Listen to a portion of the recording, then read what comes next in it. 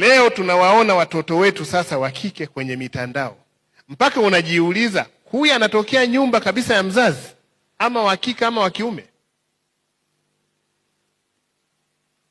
Hivyo vituko mnaoviona, hivyo vituko vya watoto wa kike wa Kitanzania mnavyoviona huko TikTok,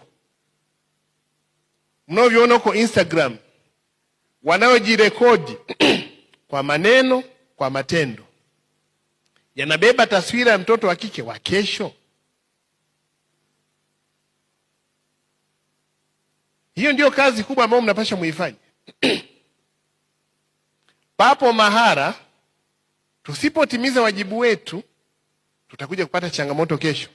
Kuna mtu unamuona mitandaoni, mtu anafanya vituko, unasema huyu kesho ni mama mkwe wa mtu,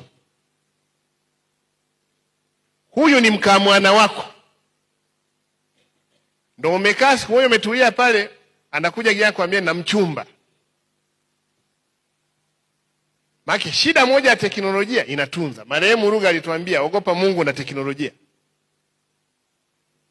Unaangalia peji za watoto wa kike tulionao, huyu ni dada wa mtu, ni mama wa mtu, ni binti wa mtu, kesho ni mchumba wa mwanao, lakini kesho ni mama mkwe wa mtu.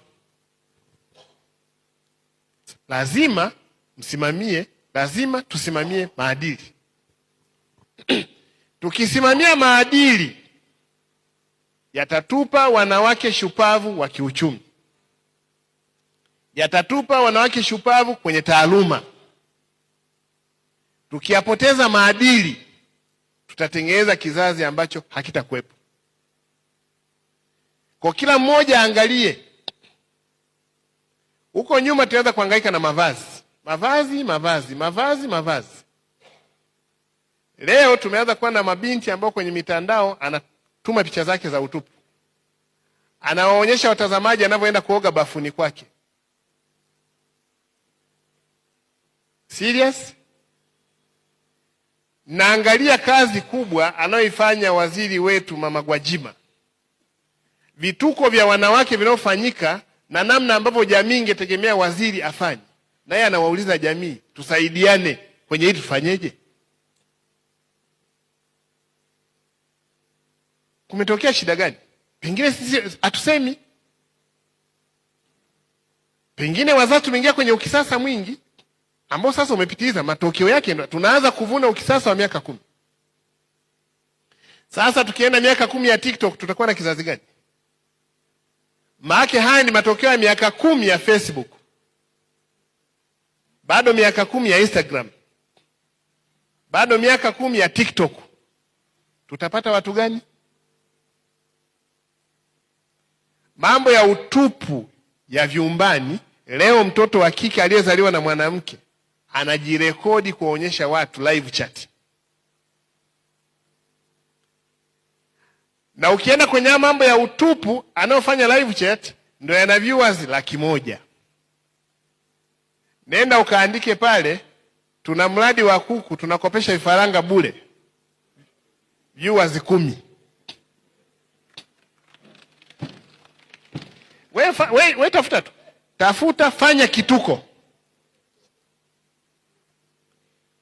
fanya vituko tu, peleka kwenye mtandao, alafu kaposti habari ya maana, waambie tunatangaza mikopo ya 10% ya halmashauri kwa watoto wa kike. Comment 15, viewers 9. Tafuta binti ambaye pengine ni Mungu amemuumba au ni Mchina, anaenda kuonyesha makali yake kwenye mitandao, anayachezesha. Ni mtoto wa mtu huyu, ana dada zake, ana shangazi yake, ni mtoto wa mtu. Anaenda kuonyesha shanga zake, na wanapatikana kumwambia shanga nzuri, shilingi ngapi? Hiki kizazi cha wapi? Hakuna anayesikitika. Paka unashangaa. Sasa hii kizazi kipi? Hawa watoto wadogo hawa tunawaandaaje kesho anapomaliza form 4 akabaki nyumbani? Anaona nini? huyu mtoto? Anajifunza nini? Anamwona mama yake anajiposti, anajirekodi, anaonyesha kitovu chake kwenye mtandao. Anaona mama yake anajiposti, anaongea ujinga kwenye mtandao. Tusipoyakemea haya, tunapoteza kizazi.